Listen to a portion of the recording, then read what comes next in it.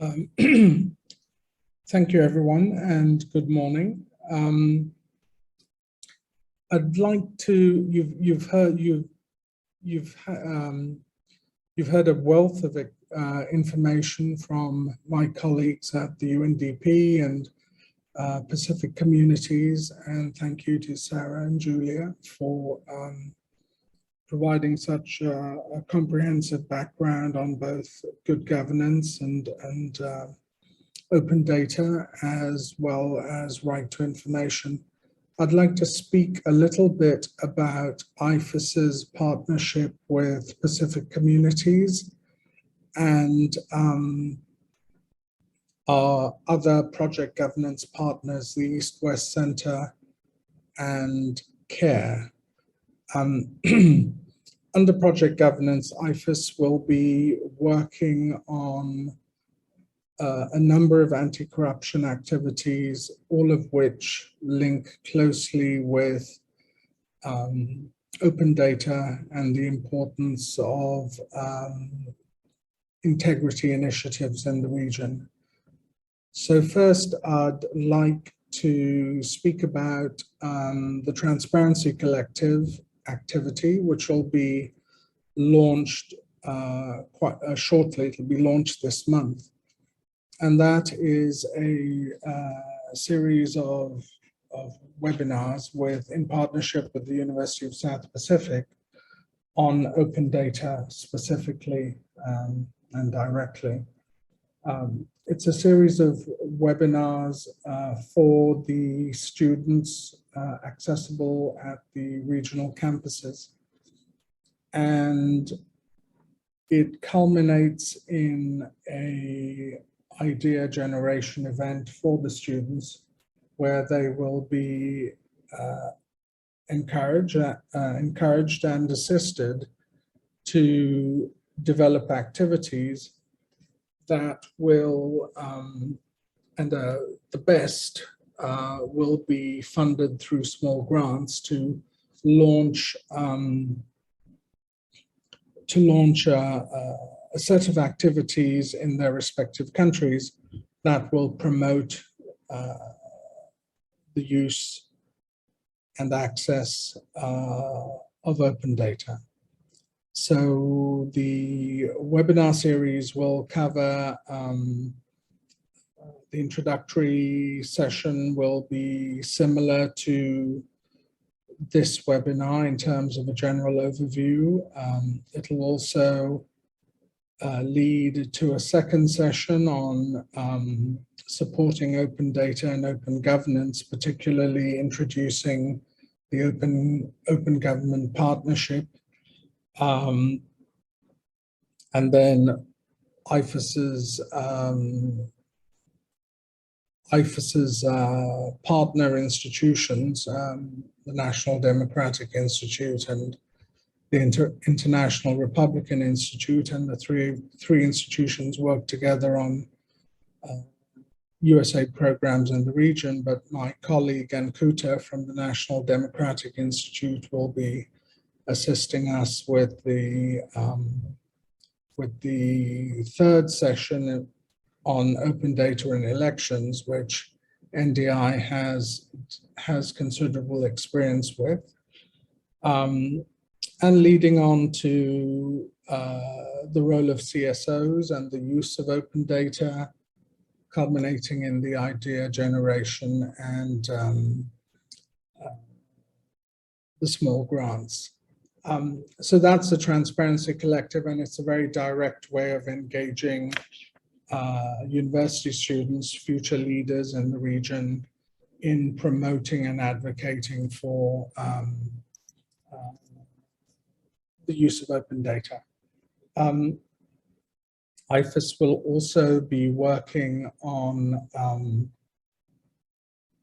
strengthening integrity institutions in the region, where we're in the process of reviewing data and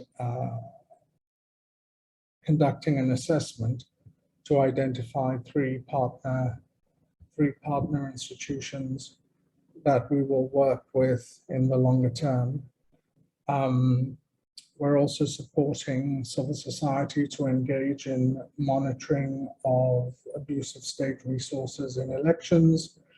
We'll be promoting misinformation and disinformation training,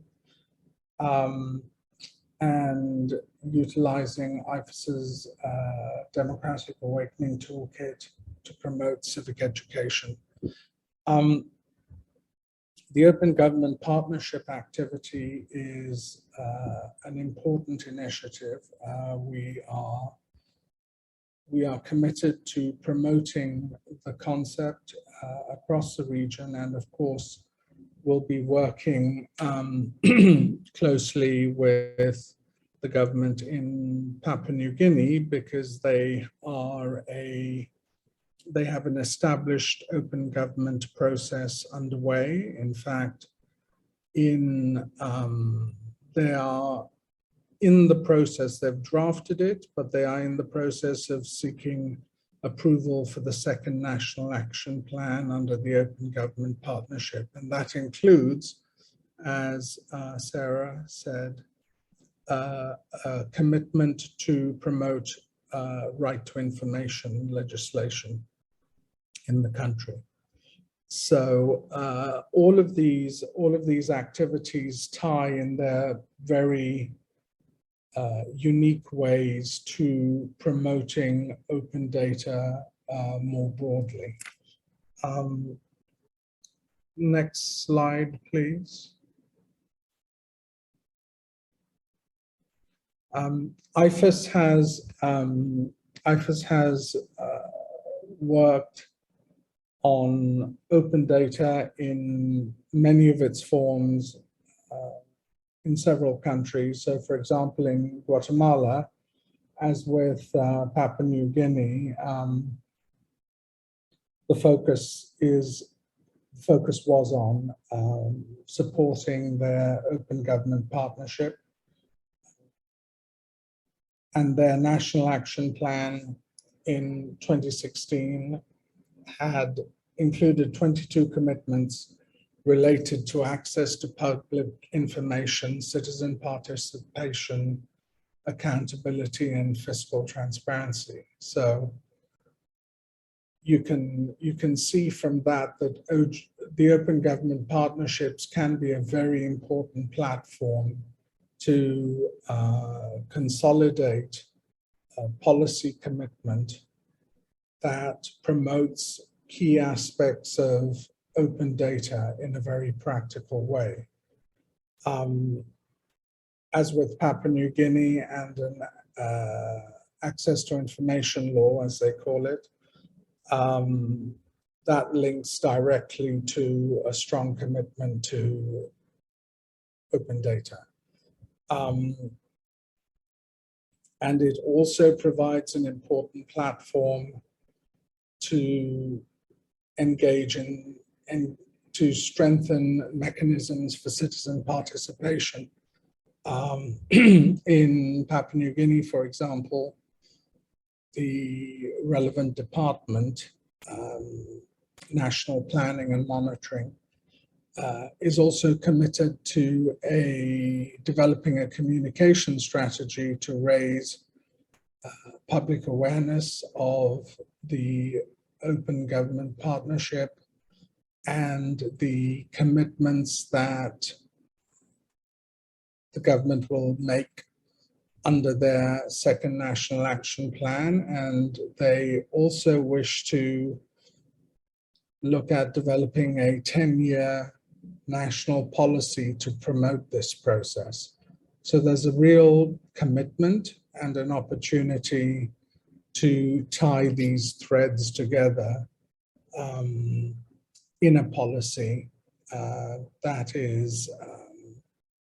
is rolled out through a series of 2-year action plans. In Guatemala, for example,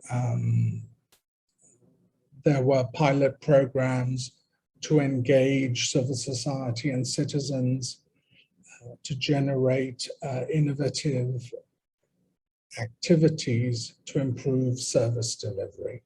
So there's a strong participation component And of course, this ties in very neatly with the Pacific community's well-established social citizenship education activity, which IFAS will support by introducing the Democratic Awakening Toolkit into the curriculum as both organizations roll this out in target countries.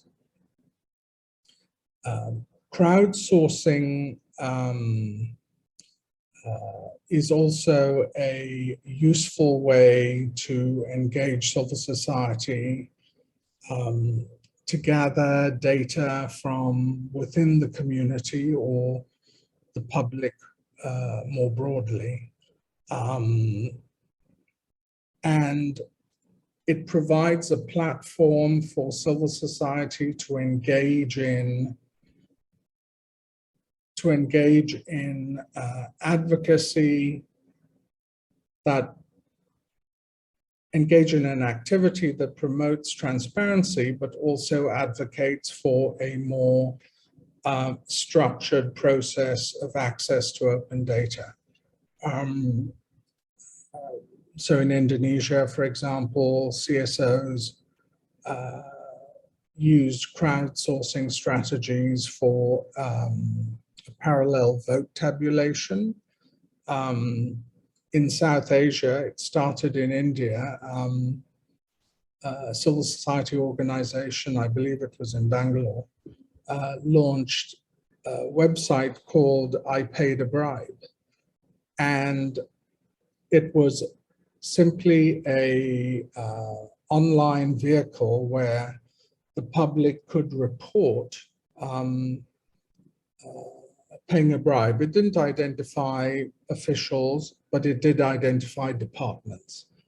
And so there was a groundswell of data that showed where problems with corruption occurred, and it's proven to be fairly successful that it spread into several countries. So this sort of crowdsourcing approach is also a way of developing momentum behind the importance of open data and generating an entry into combating corruption. So that's a very short overview of what IFAS will be working on in partnership with Pacific communities, both to promote open data and generate ideas across a number of activities that will advance transparency and accountability and good governance in the region. So short presentation, but I'm happy to answer any questions. Thank you.